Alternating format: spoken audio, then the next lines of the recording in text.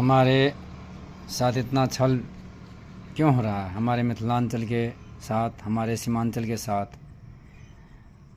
इतना छल क्यों हो रहा है सरकार के द्वारा? हम लोग बहुत बर्दाश्त किए, बहुत बर्दाश्त कर रहे हैं। अभी भी छोटे छोटे बच्चे परदेश कमाने आ रहे हैं, छोटे छोटे, बहुत देखा नहीं जाता है, लेकिन फिर भी हम लोग काम कर रहे हैं। कोई 12,000 में, कोई 15,000 में, कोई 17,000 में। हमारे बिहार सरकार को लाज शर्म नहीं है, निर्लज्जता की ओर है। सब हर एक साल यही वादा करता है कि हम बिहार में ये लगाएंगे, बिहार में वो लगाएंगे। कुछ नहीं कर रहा है, कुछ नहीं। कब हमारे बिहार का जो भी नेता है, बड़े से बड़े नेता है, कोई भी दल का हो, इंसानियत जागेगा बिहारी के वजह चलते, बिहारी के वास्ते? कोई उम्मीद नहीं हम लोग को।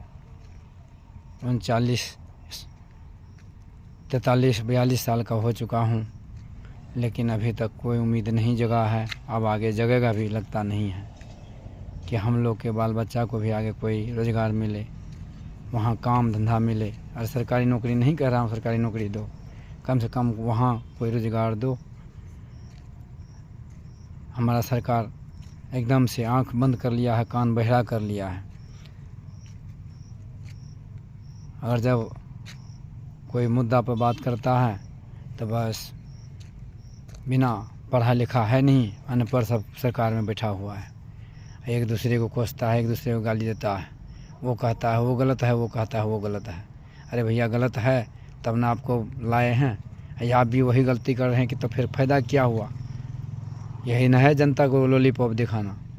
तो इससे बढ़िया पहले वही खा रहा था तो उसी को खाने देते। आपको क्यों लाए?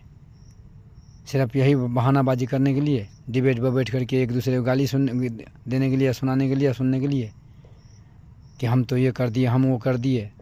बस हो गया। रोज़गार फैक्ट्री कोई धंधा नहीं, कोई हमारा किसान के हित में कोई नहीं सोचता। हमारे युवा है, हमारे युवा के लिए कोई सोचता नहीं है।